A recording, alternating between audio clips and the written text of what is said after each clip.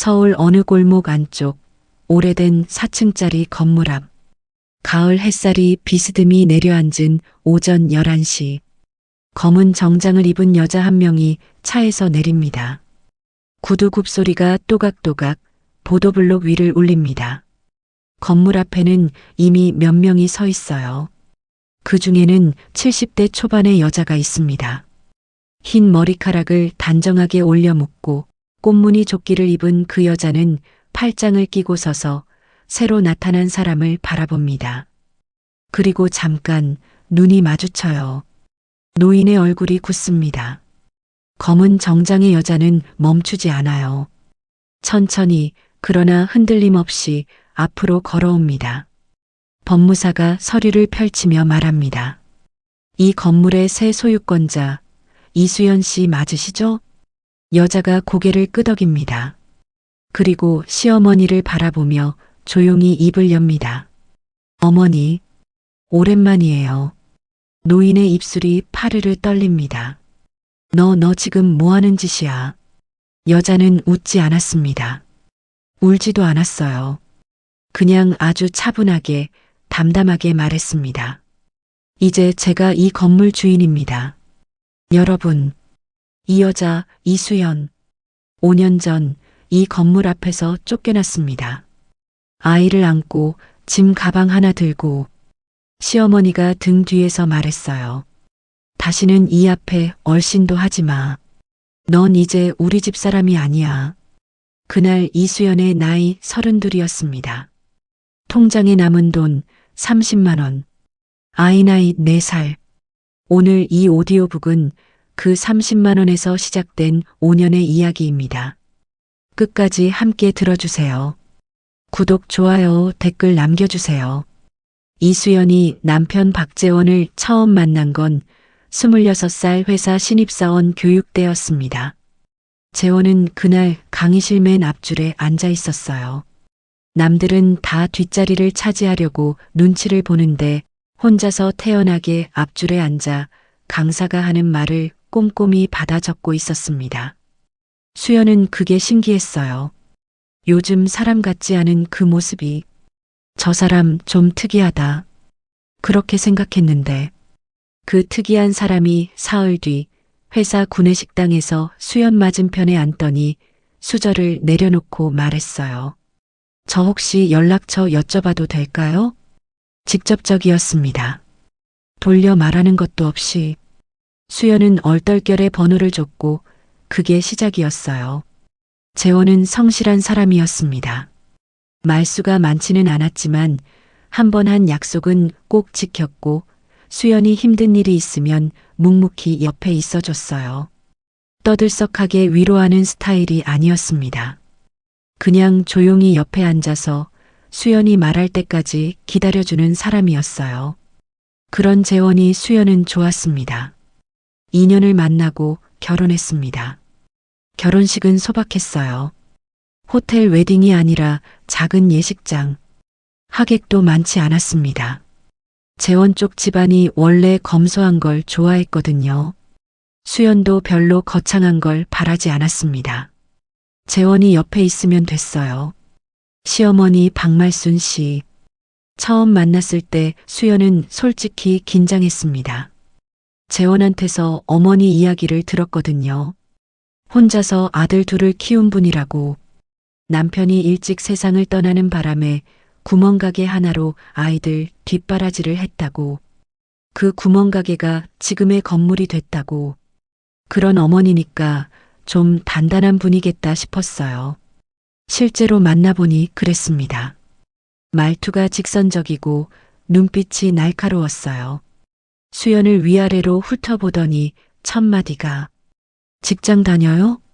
네. 회사 다니고 있습니다. 월급은요? 어머니. 재원이 옆에서 막으려 했지만 말순 씨는 눈 하나 깜짝하지 않았어요. 수연은 그냥 웃으며 대답했습니다. 250 정도 됩니다. 그게 다였어요. 더 물어보지도 그렇다고 따뜻하게 반겨주지도 않았습니다. 그날 집에 돌아오는 차 안에서 재원이 말했어요. 어머니가 원래 표현을 잘 못해. 마음은 나쁜 분이 아니야. 수연은 고개를 끄덕였습니다. 그렇겠지 했어요. 살면서 이 들면 달라지겠지 했어요. 그런데 정이 드는 것보다 균열이 먼저 왔습니다. 결혼하고 나서 시어머니와 같이 살지는 않았어요. 재원이 미리 분가를 해놨거든요. 수연은 그게 고마웠습니다. 명절이나 생일 때 찾아가는 게 전부였으니까요. 문제는 시어머니가 자주 전화를 한다는 거였어요. 하루에 한 번은 기본이었습니다. 재원에게 거는 전화가 아니었어요. 수연에게 직접 걸어왔어요. 밥은 먹었어요?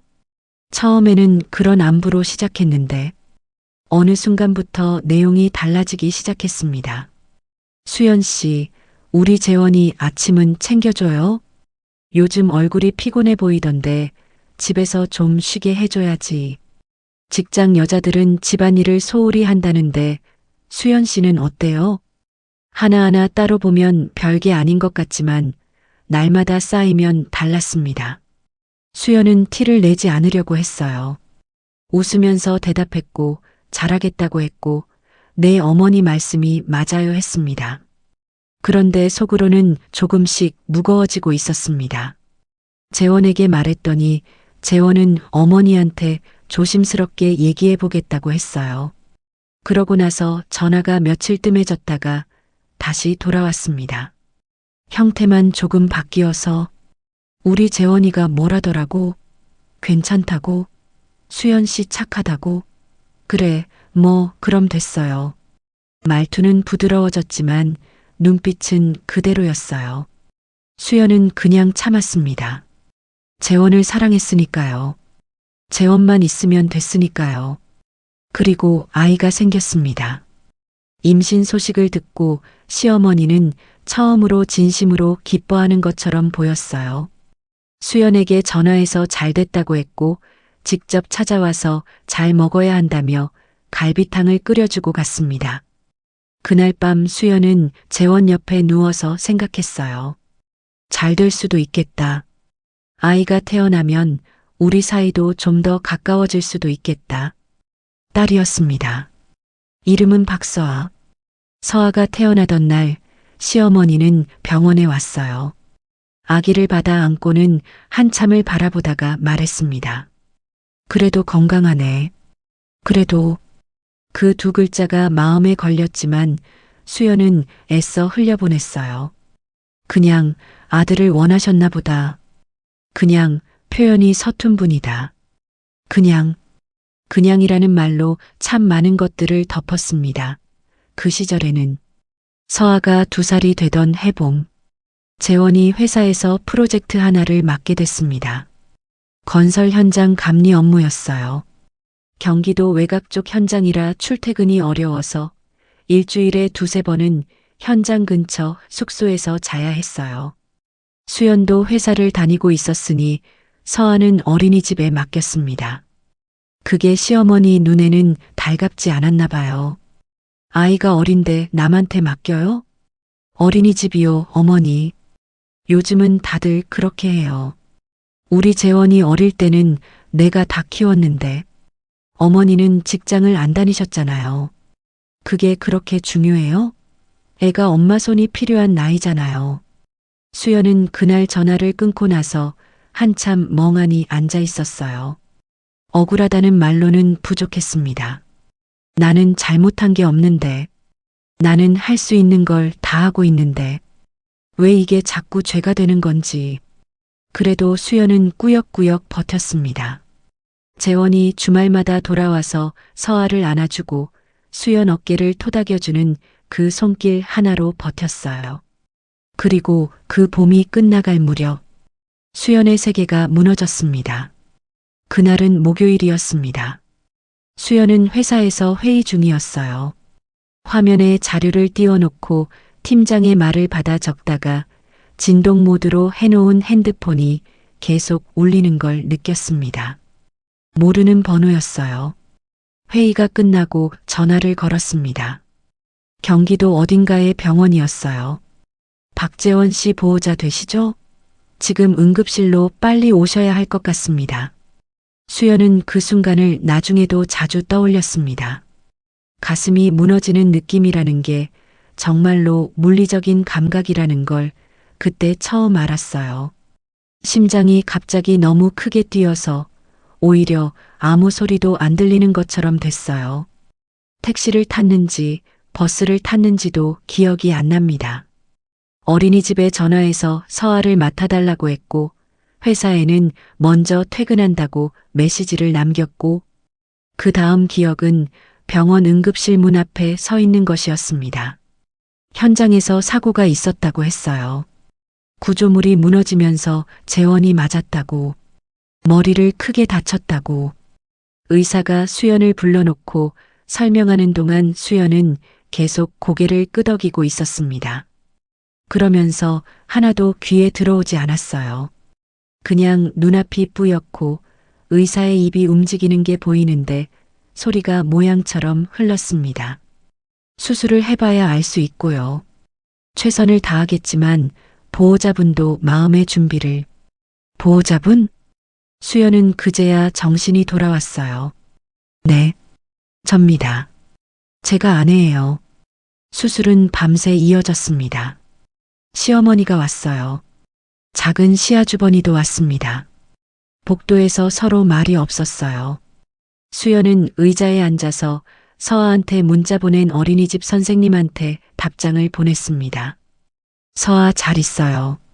걱정 마세요. 수연은 그 문자를 보고 잠깐 울었어요. 소리 없이 고개를 숙이고 입을 꾹 닫고 새벽 3시쯤 수술이 끝났습니다. 의사가 나와서 말했어요. 일단 고비는 넘겼습니다. 그런데 이후의 말들이 수연의 머릿속에 오래 남았습니다. 뇌 손상이 있다. 의식이 돌아올 수도 있고 아닐 수도 있다. 최악의 경우 식물인간 상태가 될 수 있다. 재활이 필요하다. 시간이 필요하다. 기다려야 한다. 기다려야 한다. 수연은 그 말이 제일 힘들었습니다. 기다리는 것. 아무것도 할 수 없는 상태에서 그냥 기다리는 것. 재원은 의식이 돌아왔습니다. 열흘 후였어요. 하지만 의사가 우려했던 것처럼 뇌 손상으로 인한 후유증이 있었습니다. 왼쪽 몸의 마비, 언어 기능의 일부 손상. 재원은 말을 할 수 있었지만 예전처럼 자연스럽게 나오지 않았어요. 단어를 찾는데 시간이 걸렸고 문장이 길어지면 끊겼습니다. 수연은 매일 병원에 갔어요. 아침에 서아를 어린이집에 데려다주고 회사 가고 일 마치고 병원에 들렀다가 서아 데리고 집에 와서 밥 먹이고 재우고 그 루틴이 2달 넘게 이어졌습니다. 시어머니도 매일 왔어요. 처음에는 병실이 그나마 괜찮았습니다. 수연과 시어머니가 같이 재원 옆에 있었고 말이 없어도 같은 마음이라는 게 느껴졌어요. 그런데 시간이 지나면서 달라졌습니다. 시어머니가 수연에게 말하기 시작했어요. 처음에는 작은 것들이었습니다. 재원이한테 왜 그런 말 했어요? 기운 나라고 좋은 말을 해줘야지. 오늘 왜 이렇게 늦게 왔어요? 서아는 어린이집 보내지 말고 그냥 여기 데려와요. 아빠 보면 좋아하잖아요. 수연은 그냥 넘겼습니다. 재원이 힘드니까, 시어머니도 힘드니까, 나만 좀 참으면 되니까. 그런데 어느 날이었어요. 재원이 재활 치료 중인 시간, 수연이 병실에서 혼자 짐을 정리하고 있었는데 시어머니가 들어오더니 수연을 보고 말했습니다. 수연 씨, 네 어머니, 솔직히 물어볼게요. 수연이 돌아봤습니다. 시어머니의 얼굴이 딱딱했어요. 앞으로 어떻게 할 거예요? 수연은 무슨 뜻인지 바로 알아들었지만 모른 척했습니다. 뭘 말씀하시는 건지. 재원이가 이렇게 됐잖아요. 평생 이럴 수도 있는데 당신 감당할 수 있어요? 어머니, 솔직하게 물어보는 거예요. 젊은 여자가 이런 남편 옆에 평생 있을 거예요? 아닐 거 아니에요? 수연은 그 순간 심장이 차가워지는 느낌을 받았습니다. 어머니, 저는 재원 씨 아내예요. 그러니까 물어보는 거잖아요. 갈 생각 없어요. 어디도 안 가요. 시어머니는 잠깐 수연을 바라보더니 아무 말도 하지 않고 나갔습니다. 그날 이후 뭔가가 달라졌습니다. 눈에 보이지 않는 선이 하나 그어진 것처럼. 재원은 석 달 후 퇴원했습니다. 집으로 돌아온 게 아니라 시어머니 집으로 갔어요. 재활 치료를 계속 받아야 하는데 수연 혼자서 재원을 돌보면서 직장도 다니기 어렵다는 현실적인 이유였습니다. 시어머니가 직접 돌보겠다고 나섰고 재원도 힘겨운 상황에서 어머니 손을 빌리는 게 낫겠다고 했어요. 수연은 이해했습니다. 아쉬웠지만 이해했어요. 그래서 매주 서아를 데리고 시어머니 집에 갔습니다. 재원을 보고 밥도 먹고 주말 한나절을 보내고 왔어요. 재원은 조금씩 나아지고 있었습니다. 말이 좀 더 자연스러워졌고 왼쪽 손가락이 예전만큼은 아니지만 움직이기 시작했어요. 수연이 가면 서아를 무릎에 앉히고 어색하게 웃었습니다. 말이 많지 않아도 눈빛은 예전 재원이었어요. 그 눈빛이 수연한테는 충분했습니다. 언젠가 다시 예전처럼 될 거라고 믿었어요. 그런데 그 믿음이 흔들리기 시작한 건 시어머니의 태도 때문이었습니다. 어느 토요일, 수연이 서아 손을 잡고 시어머니 집에 도착했을 때였어요. 현관 앞에 낯선 신발이 있었습니다. 여자 신발이었어요. 안으로 들어가니 거실에 생면부지의 여자가 앉아 있었습니다. 나이는 수연보다 두세 살 위로 보였고 단정하게 차려입은 깔끔한 인상이었어요. 시어머니가 수연을 보더니 자연스럽게 말했습니다. 왔어요? 이쪽은 내 지인 딸인데 재원이 재활 도와주러 왔어요. 물리치료사래요. 수연이 그 여자를 봤습니다. 여자가 살짝 웃으며 고개를 숙였어요. 안녕하세요. 수연은 웃었습니다. 안녕하세요. 그게 다였어요. 그날은. 그런데 그 여자 이름이 최지연이었는데 그 이후로도 계속 왔어요. 주말마다 왔어요. 재원의 재활을 도와주면서 집에서 저녁을 먹고 가는 일도 생겼습니다. 수연이 불편함을 내비쳤을 때 시어머니가 말했어요. 재원이 재활이 중요한 거 아니에요? 도움이 되는데 왜요? 어머니, 그래도 이건 수연 씨는 평일에 직장 나가잖아요. 그럼 누가 재원이 챙겨요? 지연이가 시간도 있고 잘 도와주는데 뭐가 문제예요? 수연은 더 말을 잇지 못했습니다. 틀린 말이 없었어요. 틀린 말이 없는데 왜 이렇게 불안한 건지. 그해 겨울, 수연은 회사를 그만둬야 했습니다. 회사 사정이 안 좋아져서 구조조정이 있었어요. 수연팀이 통째로 없어졌습니다. 실업급여를 받으면서 새 일자리를 찾아야 했어요. 그 사실을 시어머니한테 말했을 때 시어머니의 반응은 차가웠습니다. 그럼 이제 어떻게 할 거예요? 일자리 알아보고 있어요. 얼마나 걸릴 것 같아요? 잘 모르겠어요. 최대한 빨리. 재원이 치료비도 있고 여러 가지로 돈이 드는데 수연 씨가 도움이 안 되면 우리도 부담이잖아요. 수연은 그 말이 너무 아팠습니다. 나는 지금 재원의 아내인데 우리는 같은 편인데 죄송해요 어머니. 빨리 구해볼게요. 그러세요. 그 한마디를 듣고 수연은 집에 오는 버스 안에서 조용히 울었습니다. 창가에 기대어서 유리에 비치는 자기 얼굴을 보면서 나는 뭘 잘못한 걸까? 새해가 됐습니다. 수연은 아르바이트를 시작했어요. 카페 파트타임 일이었습니다. 오전에 서아 어린이집 보내고 낮에 카페 나가고 저녁에 서아 데려오는 생활.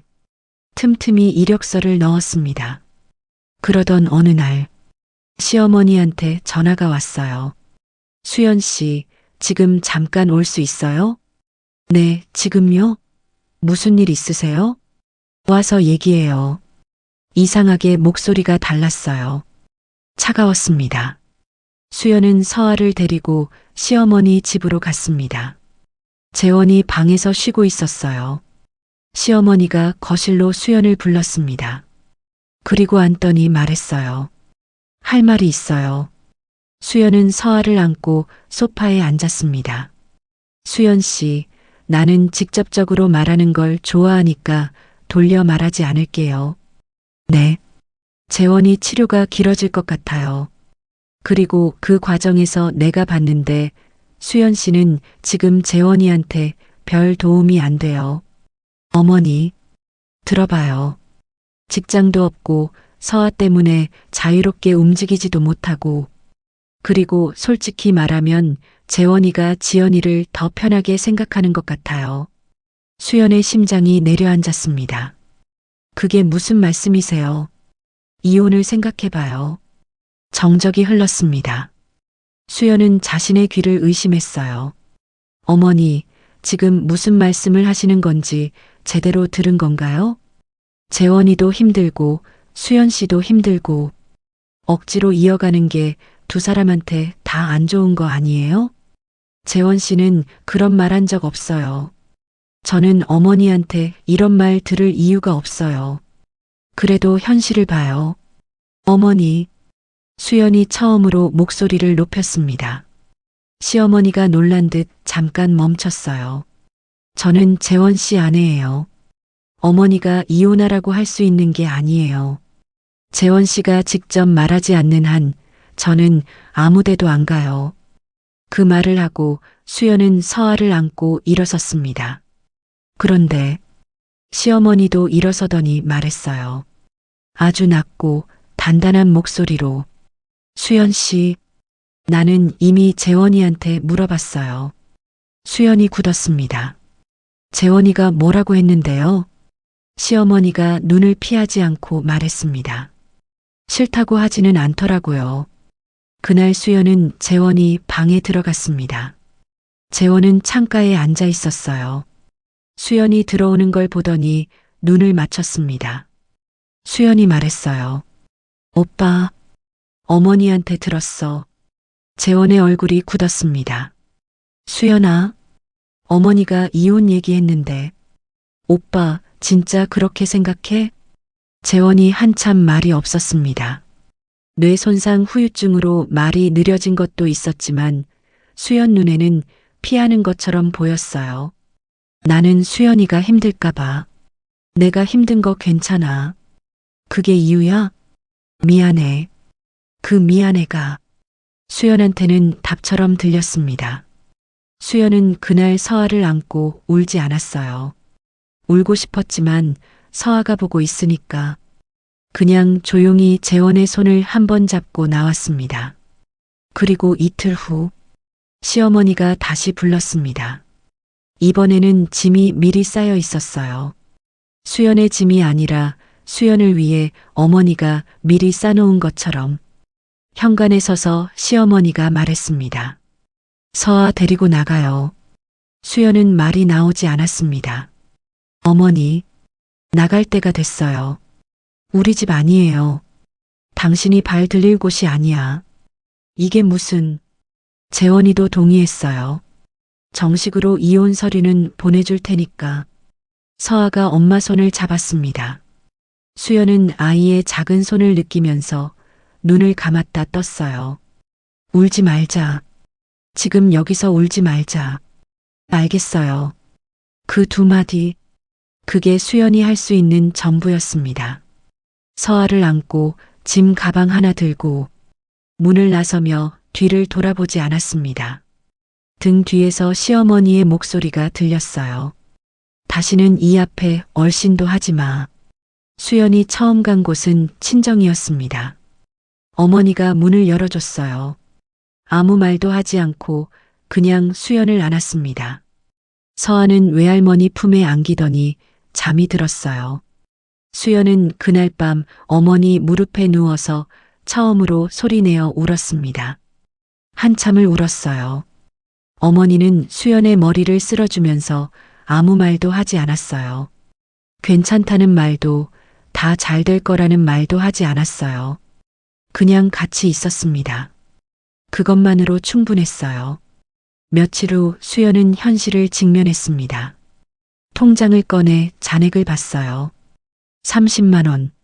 실업급여는 이미 종료된 상태였고 카페 아르바이트도 시어머니 집 오가느라 그만뒀던 터였습니다. 재원과의 공동재산은 거의 없었어요. 살던 집도 전세였고 계약자는 재원이었고 이미 해지가 됐다는 연락이 왔어요. 30만 원. 32살. 아이 나이 4살. 이게 지금 내 전부구나. 수연은 그걸 보고도 무너지지 않았습니다. 이상하게도 무너지지 않았어요. 이미 무너질 만큼 다 무너져서 바닥이 됐는지 아니면 아이 때문에 무너질 여유가 없었는지 그냥 노트를 꺼내서 썼어요. 지금 할 수 있는 것. 1. 일자리를 구한다. 2. 서아 맡길 곳을 정한다. 3. 살 곳을 구한다. 순서대로 하자. 친정에서 얼마간 머물면서 수연은 이력서를 돌렸습니다. 경력은 있었어요.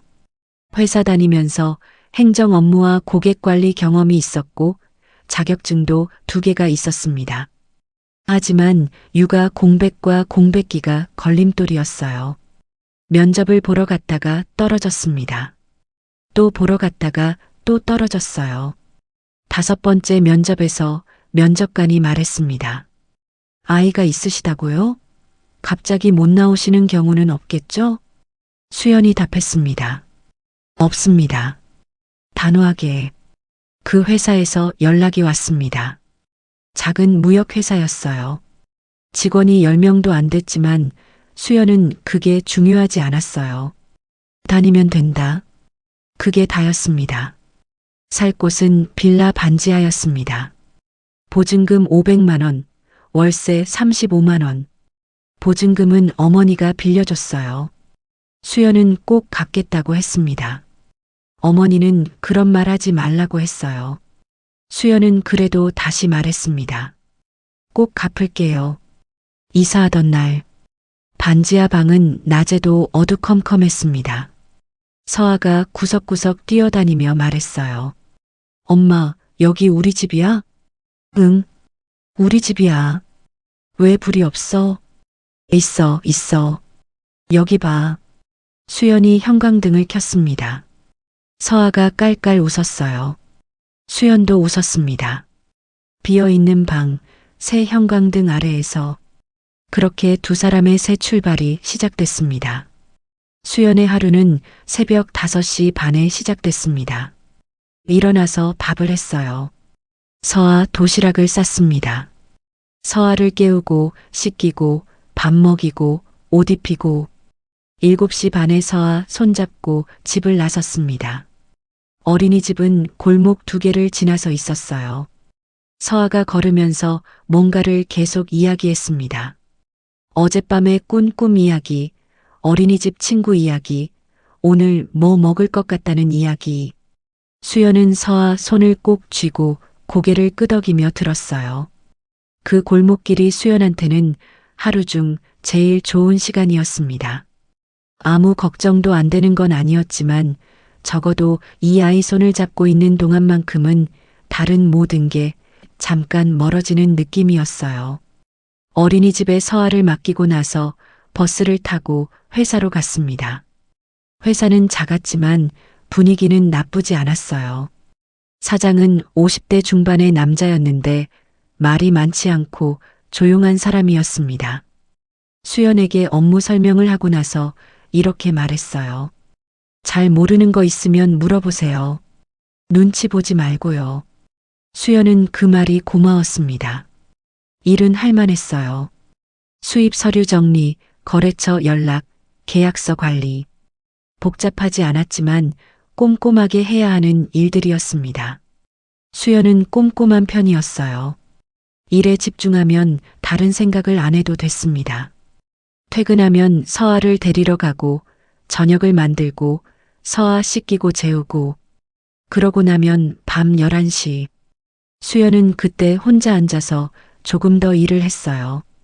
이력서를 정리하거나 재테크 관련 책을 읽거나 다음 날 일 준비를 했습니다. 그렇게 하는 이유가 뭐냐고 스스로에게 물으면 그냥 멈추면 안 될 것 같았어요. 멈추면 생각을 하게 되고 생각을 하면 아프니까. 그래서 계속 뭔가를 했습니다. 이혼 서류는 한 달 후에 도착했습니다. 법무사 사무소 명의로 온 우편이었어요. 수연은 봉투를 뜯지 않고 일주일 동안 놔뒀어요.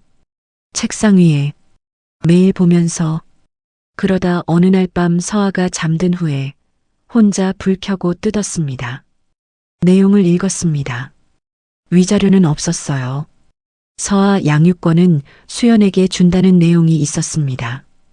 대신 양육비는 재원의 건강 상태를 감안해 당분간 보류한다는 조항이 붙어 있었어요.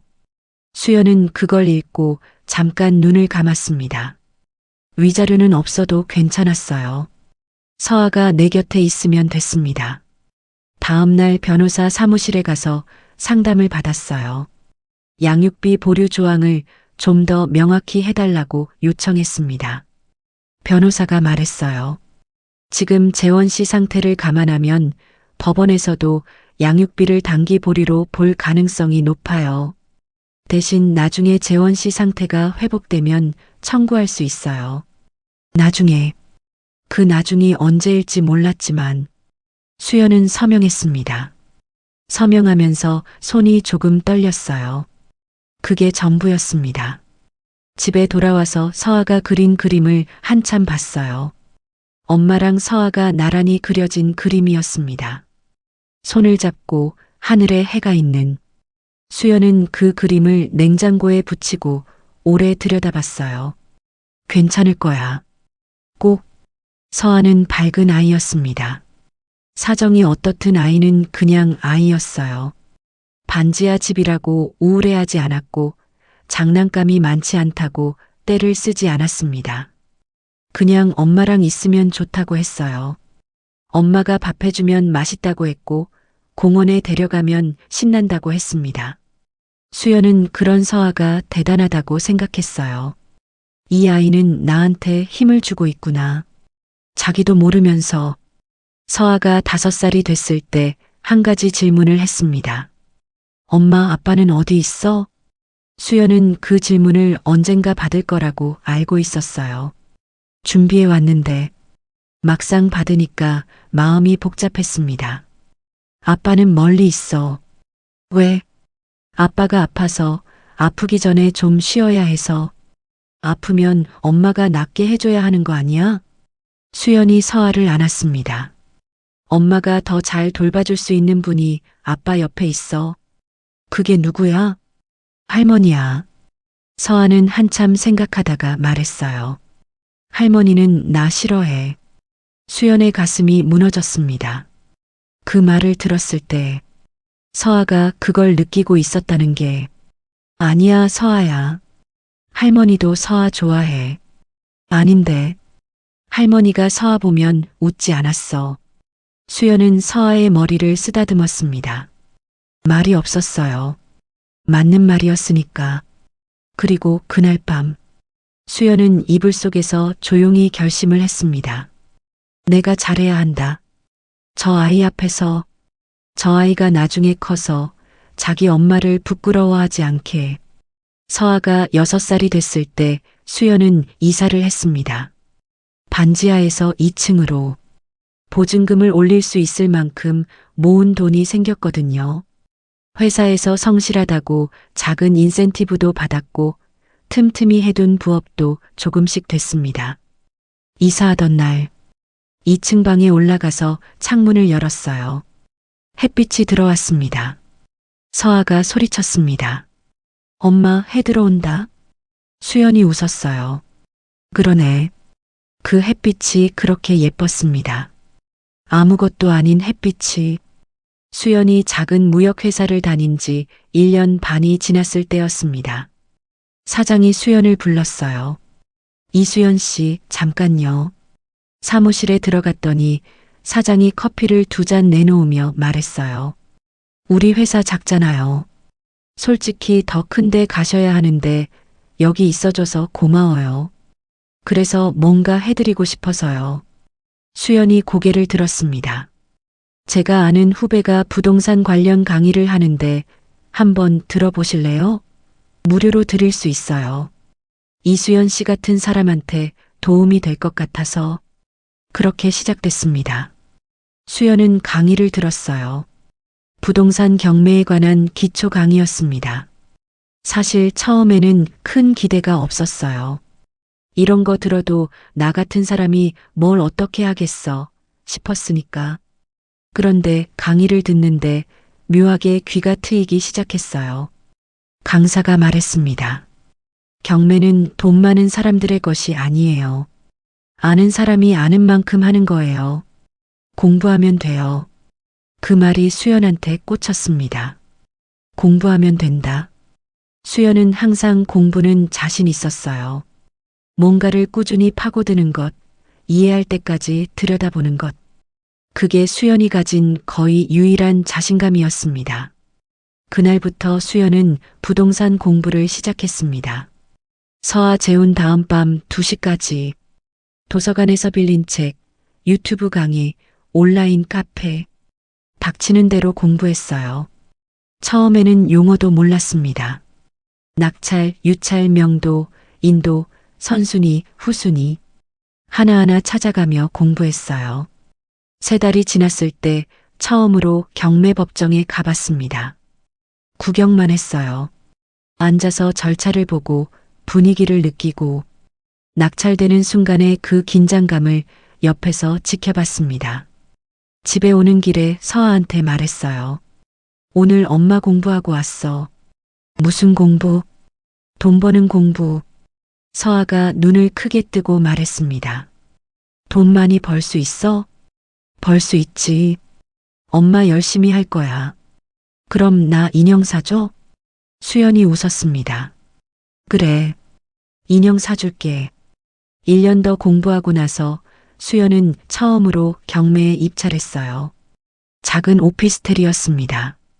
서아 어린이집 근처 보증금과 월세가 나오는 수익형 매물이었어요. 모아둔 돈 전부였습니다. 잠 못 잔 날이 많았어요.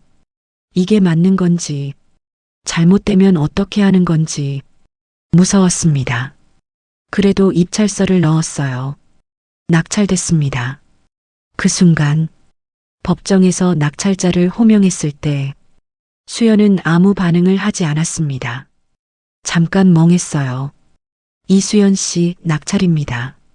그 말을 듣고 수연은 조용히 고개를 끄덕였어요. 그리고 집에 와서 서아를 꼭 안았습니다. 서아가 물었어요. 엄마, 왜 이렇게 꽉 안아? 그냥 기분 좋아? 응. 그럼 나도 기분 좋아. 첫 번째 수익이 들어왔을 때 수연은 친정에 전화했습니다. 엄마, 보증금 갚을게요. 어머니가 말했어요. 그런 돈 아직 안 갚아도 돼. 아니야, 갚아야 해. 엄마, 나 이제 됐어. 전화기 너머로 어머니가 울었습니다. 수연은 울지 않았어요. 대신 말했습니다. 엄마, 나 괜찮아. 진짜로. 수연은 이후로 속도가 붙기 시작했습니다. 작은 수익을 다시 투자하고 공부를 더하고 강의도 듣고 부동산 스터디 모임에 들어갔어요. 거기서 비슷한 처지의 사람들을 만났습니다. 이혼한 분, 사업이 망한 분, 직장을 잃은 분. 다들 바닥에서 시작한 사람들이었어요. 그 사람들이랑 이야기하면서 수연은 처음으로 자기가 혼자가 아니라는 걸 실감했습니다. 서아가 초등학교에 들어갔습니다. 입학식 날 수연은 처음으로 정장을 입고 갔어요. 예전에 회사 다닐 때 입던 짙은 감색 재킷을 꺼내 다렸습니다. 서아는 새 교복에 신발에 들뜬 얼굴로 수연 손을 잡고 교문을 들어섰어요. 교실 앞에서 서아가 수연을 돌아봤습니다. 엄마, 잘 다녀올게. 수연이 웃었어요. 응. 잘 다녀와. 서아가 교실 안으로 사라지는 걸 보면서 수연은 잠깐 눈이 뜨거워졌습니다. 이 아이가 나를 버티게 해줬구나. 이 아이가 있었으니까 내가 멈추지 않았구나. 그해 겨울 수연은 회사를 그만뒀습니다. 사직서를 냈을 때 사장이 말했어요. 잘 됐어요? 수연이 웃으며 말했습니다. 덕분에요. 어디 가요? 혼자 해보려고요. 사장이 고개를 끄덕였어요. 잘할 거예요. 이수연 씨는 뭘 해도 잘할 것 같아요. 수연은 그 말을 들고 나왔습니다. 뒤돌아보지 않고 수연이 쫓겨난 지 4년 반이 지났을 무렵 우연히 정보를 들었습니다. 스터디 모임 멤버 중 하나가 말했어요. 수연 씨, 혹시 동 알아요? 거기 오래된 건물들이 요즘 경매로 많이 나오던데 대출 문제인 것 같아요. 수연은 그냥 듣고 넘겼어요. 그런데 며칠 후 다시 그 말이 머릿속에서 맴돌았습니다. 동, 시어머니가 살던 동네. 수연은 습관적으로 경매 사이트를 확인하기 시작했습니다. 아무 이유 없이 그냥 확인했어요. 2주일 후 경매 공고가 올라왔습니다. 시어머니가 소유한 건물이었어요. 수연은 그걸 보고 한동안 화면을 바라봤습니다. 숨을 쉬었어요. 천천히 한 번, 그리고 주소를 다시 확인했습니다. 맞았어요. 틀림없이 그 주소였습니다. 수연은 그날 밤 서아를 재우고 혼자 앉아서 생각했습니다. 나는 왜 이걸 확인했을까? 복수를 하고 싶은 건가? 아니, 솔직히 말하면 복수라는 말이 어울리지 않았어요. 복수는 상대를 무너뜨리는 거잖아요. 그런 걸 원하지 않았습니다. 상대가 무너지는 걸 즐기고 싶은 게 아니었어요. 그냥 제자리에 서고 싶었습니다. 그날 쫓겨날 때 내가 발을 들릴 곳이 아니라고 했던 그 자리에 다시 내 힘으로, 내 돈으로 서고 싶었습니다. 그게 다였어요. 수연은 그날 밤 이 건물에 대한 조사를 시작했습니다. 건물 등기부등본을 떼고 감정가를 확인하고 주변 시세를 조사하고 건물 상태를 파악했어요. 낡은 건물이었지만 위치가 좋았습니다. 리모델링하면 수익성이 있었어요. 그냥 투자 대상으로 봤을 때도 나쁘지 않았습니다. 수연은 냉정하게 판단했어요. 감정을 걷어내고 순수하게 숫자로 봐도 괜찮은 매물이었습니다. 입찰 준비를 시작했습니다. 주변에 아는 척 말했습니다. 아무한테도 말하지 않았어요. 스터디 멤버들에게도 혼자 준비했습니다. 입찰 전날 밤 수연은 서아 방에 가서 잠든 서아 얼굴을 한참 봤어요. 넌 아무것도 몰라도 돼. 엄마가 다 할게. 경매 당일 수연은 아침에 검은 정장을 꺼냈습니다. 처음으로 산 거였어요. 일 잘 됐을 때 맞춰놓은 것. 한 번도 아직 제대로 입지 않은 옷.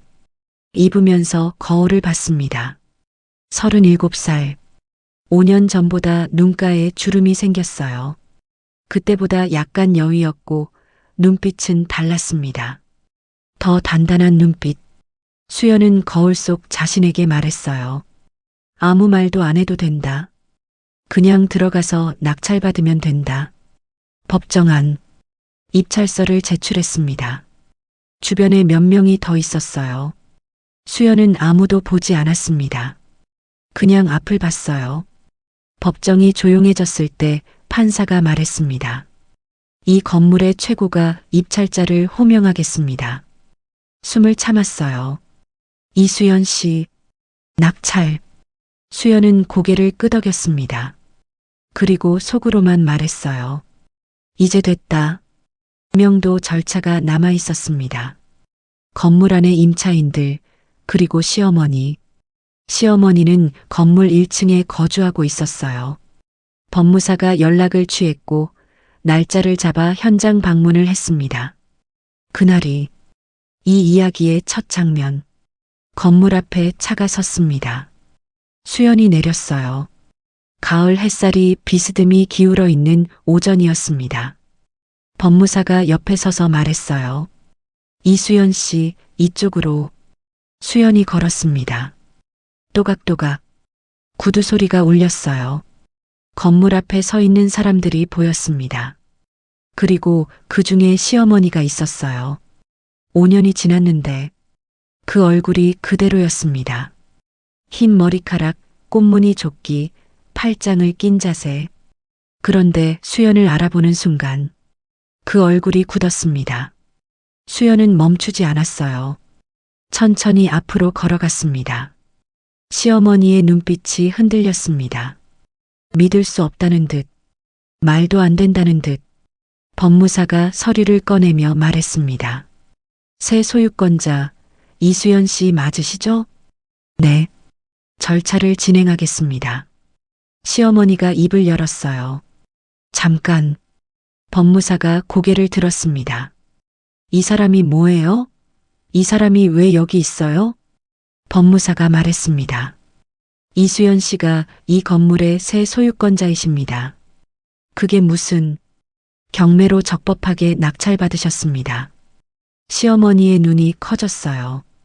그리고 수연을 봤습니다. 수연이 시어머니를 봤어요. 어머니, 수연이 말했습니다. 오랜만이에요 라는 말은 안 했어요. 그냥 어머니 한마디만. 시어머니의 입술이 떨렸습니다. 너 지금 뭐 하는 짓이야? 수연은 흔들리지 않았어요. 차갑지도 않았습니다. 그냥 담담했어요. 이제 제가 이 건물 주인입니다. 정적이 흘렀습니다. 아무 말이 없었어요. 법무사가 다시 서류를 펼쳤습니다. 시어머니는 수연을 바라보고 있었어요. 수연도 시어머니를 봤습니다. 5년 전 이 건물 앞에서 등이 떠밀리듯 나갈 때 발 들릴 곳이 아니라는 말을 들으며 아이를 안고 걸어 나올 때 그 기억이 스쳤지만 화가 나지는 않았어요. 슬프지도 않았습니다. 그냥 다 지나간 일이다. 그리고 나는 이 자리에 서 있다. 시어머니가 말했습니다. 낮게 떨리는 목소리로 너 일부러 이걸 한 거야? 수연이 대답했어요. 좋은 매물이었어요. 일부러 한 거잖아. 경매는 공개된 절차예요. 이수연. 시어머니가 처음으로 이름을 불렀습니다. 수연이 고개를 들었어요. 시어머니의 눈에 뭔가가 지나갔습니다. 분노인지 후회인지 서러움인지 수연은 알 수가 없었어요. 알고 싶지도 않았습니다. 법적인 절차에 따라 진행할 거예요. 이사 기간은 충분히 드릴게요. 그 말을 남기고 수연은 법무사를 따라 건물 안으로 들어갔습니다. 시어머니가 등 뒤에서 뭔가를 말했습니다. 들렸지만 돌아보지 않았어요. 건물 내부를 살펴보는 동안 수연은 조용히 각 층을 걸었습니다. 1층, 2층, 3층, 4층. 낡은 건물이었어요. 벽에 곰팡이 자국이 있었고 계단이 삐걱거렸습니다. 창틀이 오래됐고 환기가 부족해 냄새가 텁텁했어요. 그래도 이 건물이 빛나 보였습니다. 수연 눈에는 고쳐야 할 곳이 많이 보였어요. 리모델링 비용을 머릿속으로 계산했습니다. 각 층을 어떻게 쓸지, 임차인을 어떻게 구성할지, 일이 보였습니다. 일이 보인다는 건 그 자리에 이미 주인으로 서 있다는 거잖아요. 옥상에 올라갔습니다. 서울 하늘이 보였어요. 가을 하늘이 높고 맑았습니다. 수연은 난간 옆에 서서 그 하늘을 바라봤어요. 멀리 아파트 단지들이 보이고 가로수가 노랗게 물들어 있고 그냥 아름다웠습니다. 내려오는 길에 1층 앞을 지나쳤습니다. 시어머니는 이미 들어가 있었어요. 문이 닫혀 있었습니다. 수연은 멈추지 않았어요. 그냥 지나쳤습니다.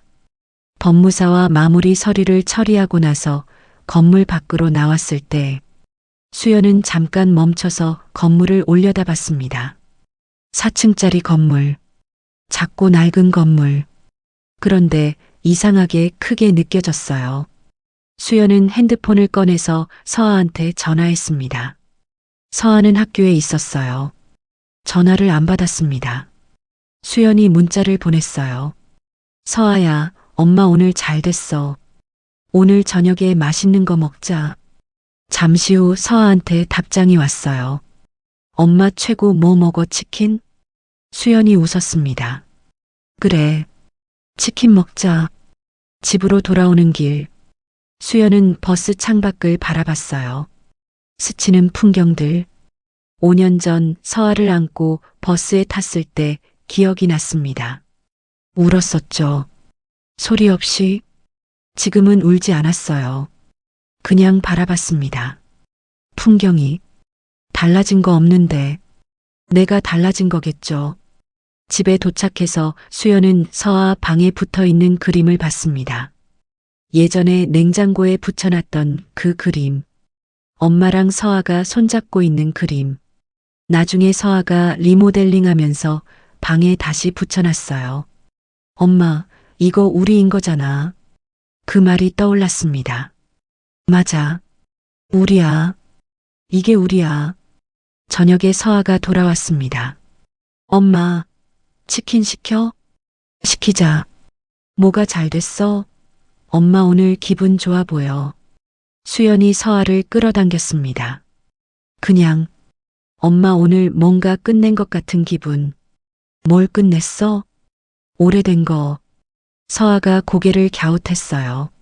무슨 말이야? 수연이 웃었습니다. 나중에 크면 알려줄게. 에이, 지금 알려줘. 치킨 시키자. 알았어. 치킨을 시켜놓고 기다리는 동안 수연은 창문을 열었습니다. 선선한 가을 바람이 들어왔어요. 서아가 옆에서 숙제를 하고 있었습니다. 뭔가 안 풀리는 게 있는지 계속 지우개로 지우고 있었어요. 수연이 봤습니다. 뭐야, 뭐가 어려워? 이거 뺄셈인데 왜 자꾸 틀려? 어디 봐. 수연이 앉아서 서아 숙제를 같이 들여다봤어요. 간단한 뺄셈 문제였습니다. 이렇게 해봐. 응? 이 숫자에서 이걸 빼는 거야. 아, 이렇게? 맞아. 서아가 답을 적더니 말했어요. 엄마는 뭐든 다 알아. 수연이 웃었어요. 아니야. 엄마도 모르는 게 많아. 그래도 엄마가 제일 잘해. 수연은 서아의 머리를 쓸어내렸습니다. 치킨이 왔습니다. 서아가 신나서 박스를 열었어요. 두 사람이 마주 앉아서 먹었습니다. 서아는 다리 부위를 먹고 수연은 날개를 먹었어요.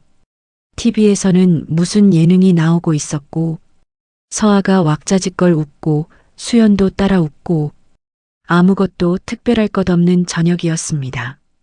그런데 그 아무것도 특별할 것 없는 저녁이 수연한테는 세상에서 제일 좋은 저녁이었어요. 건물 리모델링은 이듬해 봄에 마쳤습니다. 외벽을 다시 했고 각 층 내부도 정리했어요. 1층은 카페에 임대를 줬습니다.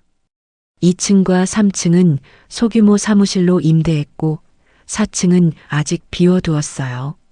아직 4층은 뭘 할지 정하지 못했어요. 그냥 두고 싶었습니다.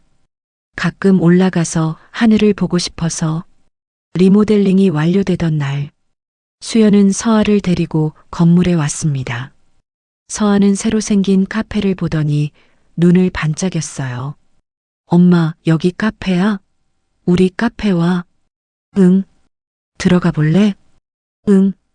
카페에 들어가서 수연은 아메리카노를 시켰고 서아는 초코라테를 시켰습니다. 자리에 앉아서 서아가 창밖을 봤어요. 엄마, 여기 예쁘다. 그래. 응. 여기 자주 와도 돼? 돼. 자주 와도 돼. 수연이 웃었어요. 당연하지. 여기는 우리 건물이니까. 시어머니는 이사를 했습니다. 작은 시아주번이 집으로 갔다고 들었어요. 수연이 직접 들은 건 아니었습니다. 법무사를 통해 간접적으로 안 것뿐이었어요. 이사 기간 중에 수연은 한 번 더 건물에 왔었는데 시어머니와 마주쳤습니다. 짐을 빼고 있었어요.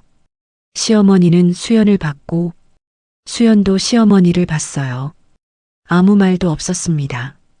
시어머니가 먼저 눈을 피했어요. 수연은 그냥 지나쳤습니다. 돌아보지 않았어요. 미워서가 아니었습니다. 그냥 더 이상 에너지를 쓸 곳이 아니었어요. 재원에 대해서는 수연은 가끔 생각합니다. 지금 어떻게 지내는지, 좋아졌는지, 서아 생각은 하는지. 서아가 아빠 얘기를 꺼낼 때마다 수연은 솔직하게 말해요. 아빠는 몸이 안 좋아서 요양 중이야. 보고 싶어도 돼? 당연히 보고 싶으면 돼. 그럼 언제 볼 수 있어? 아빠가 준비가 되면. 서아가 보고 싶다고 하면 엄마가 연락해 볼게. 서아는 고개를 끄덕였어요. 수연은 그 눈빛이 참 많이 컸다고 느꼈습니다. 아직 8살밖에 안 됐는데 봄이었습니다. 건물 앞 골목에 개나리가 피었어요. 수연이 서아 손을 잡고 건물 앞을 지나가다가 잠깐 멈췄습니다. 노란 개나리, 바람의 살랑. 서아가 말했어요. 엄마, 꽃이다. 그러네. 이쁘다. 그래. 수연이 그 꽃을 오래 봤습니다. 5년 전, 이 앞에서 짐 가방 하나 들고 아이를 안고 등이 밀리듯 나왔을 때, 그때 봄이었는지 기억이 안 나요. 그냥 추웠던 것 같았어요. 어떤 계절이었는지도 모르게. 그런데 지금은 봄이 보였습니다. 꽃이 보였어요. 서아가 수연 손을 당겼습니다. 엄마 가자. 응. 카페 가서 초콜라테 마시자. 그래. 두 사람이 걷기 시작했어요. 손을 잡고 골목을 지나 봄 햇살 속으로. 수연은 걸으면서 생각했습니다. 5년 전 내가 가진 것. 30만 원. 4살짜리 아이. 그리고 나 자신. 그게 전부였는데 지금 내가 가진 것. 건물 하나. 8살짜리 아이. 그리고 나 자신. 숫자로 보면 늘었지만 사실 제일 중요한 건 변하지 않았어요. 나 자신. 그게 처음부터 있었고 그게 나를 여기까지 데려왔습니다. 서아가 말했어요. 엄마. 응. 엄마 나중에 뭐 될 거야?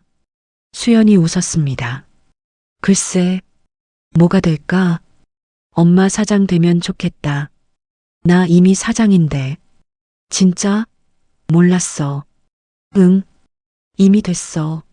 서아가 눈을 크게 뜨고 말했어요. 우와, 엄마 사장이야. 나 나중에 엄마 회사 취직할래. 수연이 웃음을 터뜨렸습니다. 그래, 취직시켜줄게. 월급 많이 줘야 해. 생각해 볼게. 에이. 서아가 투덜거리면서도 웃었어요. 수연도 웃었습니다. 봄 햇살이 따뜻했어요. 개나리가 피어 있었습니다. 두 사람은 걸었어요. 손을 잡고 앞으로. 여러분, 이수연의 이야기는 여기서 끝납니다. 그런데 어쩌면 이게 끝이 아닐 수도 있어요. 이 이야기는 복수에 관한 이야기가 아니었습니다. 쫓겨난 사람이 화려하게 돌아와 상대를 무릎 꿇리는 그런 이야기가 아니었어요. 그냥 한 사람이 바닥에서 일어서는 이야기였습니다. 30만 원과 4살짜리 아이로 시작해서 공부하고 일하고 버티고 다시 시작하면서 자기 자리를 만들어간 이야기.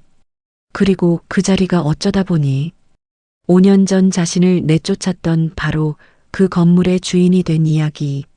마지막으로 한마디만 하겠습니다. 지금 여러분 중에 지금 뭔가를 잃은 분이 계실 수 있어요. 관계를 잃었거나 일을 잃었거나 자리를 잃었거나 혹은 그냥 자기 자신을 잃은 것 같은 기분이 드는 분도 계실 수 있어요. 그런 분들께 이 이야기가 조금이라도 닿았으면 좋겠습니다.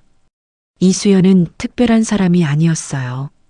그냥 멈추지 않았던 사람이었습니다. 그리고 그게 충분했어요. 끝까지 들어주셔서 감사합니다.